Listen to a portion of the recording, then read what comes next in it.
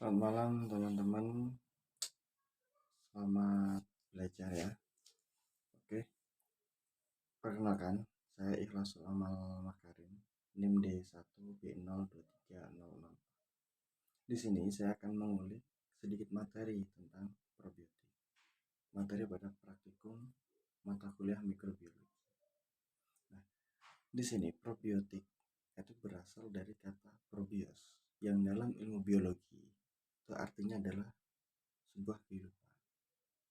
Dan probiotik sendiri adalah suatu bahan yang mengandung mikroorganisme di dalamnya yang dapat dimanfaatkan oleh manusia ataupun hewan inang. Probiotik sendiri terbagi ke dalam dua golongan. Yang pertama golongan pangan dan yang kedua ada golongan pakan. Probiotik terdapat di dalam golongan pangan. Di antaranya yang pertama itu ada kefir. Dan yang kedua ada Yakult. Dan yang ketiga ada yogurt. Adapun probiotik dari jenis atau golongan pakan. Yang pertama ada asinan kubis, yang kedua ada asinan eceng gondok. Nah, masing-masing dari probiotik ini adalah suatu mikroorganisme, di mana mikroorganisme membutuhkan suatu makanan. Nah, makanan daripada probiotik adalah prebiotik. Jadi probiotik itu adalah bakterinya atau mikroorganismenya, dan prebiotik adalah makanan untuk mikroorganisme tersebut. Nah, adapun gabungan daripada probiotik dan prebiotik adalah simbiotik. Gabungan antara probiotik dengan prebiotik adalah simbiotik. Oke, sekarang teman-teman harus tahu apa saja sih bakteri-bakteri yang ada di dalam probiotik. Yang pertama, bakteri probiotik adalah Lactobacillus. Yang kedua ada Bifidobacterium. Yang ketiga ada Streptococcus. Selanjutnya ada Prophococcus, ada Leuconostoc, ada Bacillus sp. Nah, syarat untuk sebagai probiotik, syarat sebagai bakteri probiotik yang pertama, tidak bersifat patogen dan toksin. Yang kedua, dapat diisolasi dengan hewan inang atau dengan spesies yang sama. Ketiga, dapat hidup di saluran pencernaan atau dapat hidup di dalam suasana yang asam dan mampu menempel pada filia usus. Yang keempat, dapat mengumpulkan inangnya. Yang kelima, dapat bertahan hidup selama masa penyimpanan. Nah, adapun mekanisme kerja probiotik yang pertama itu melekat atau menempel pada dan berkolonisasi di dalam saluran pencernaan. Yang kedua, berkompetisi terhadap makanan dan memproduksi zat anti mikroba.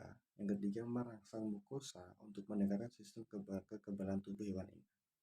Yang terakhir yaitu membantu proses pencernaan di dalam makanan. Adapun di dalam praktikum kali ini yang dibahas sebagai contoh sampel yaitu asinan kubis dan kefir. Asin kubis merupakan olahan probiotik yang berasal dari sayur kubis, jadi dan difermentasikan dengan garam grosok selama 2 x 24 jam. Adapun di dalam tahap fermentasi asinan kubis ada 3 tahap fermentasi. Pada tahap pertama yaitu dengan fermentasi anaerob fakultatif. Pada tahap fermentasi kedua yaitu dengan fermentasi anaerob fakultatif juga. Nah, tapi di dalam tahap terakhir yang ketiga yaitu dengan cara fermentasi anaerob obligatif. Nah, manfaat yang dapat diperoleh dari asinan kubis untuk ternak yang pertama meningkatkan kualitas daging ayam broiler, dan yang kedua menurunkan amonia gas feses pada unggas. Dan yang ketiga, yang selanjutnya yaitu adalah tentang kefir. Kefir adalah suatu makanan hasil olahan fermentasi yang di dalamnya mengandung bakteri asam laktat yang berasal dari bulir kefir, bubuk kefir atau kefir green. Nah, dan rasanya juga agak asam karena apa? Karena merupakan hasil fermentasi daripada bakteri asam laktat tadi. Nah, ciri-ciri kefir, ciri-ciri bulir kefir yang pertama berbentuk granula, yang kedua ukurannya sangat kecil, ketiga warnanya putih, tidak bertekstur, berlendir, dan mirip dengan tape atau mengandung susu alkohol. Nah, starter kefir yang biasa digunakan ada 3. Yang pertama kefir green, yang kedua bulir kefir, yang ketiga adalah kefir sebelumnya.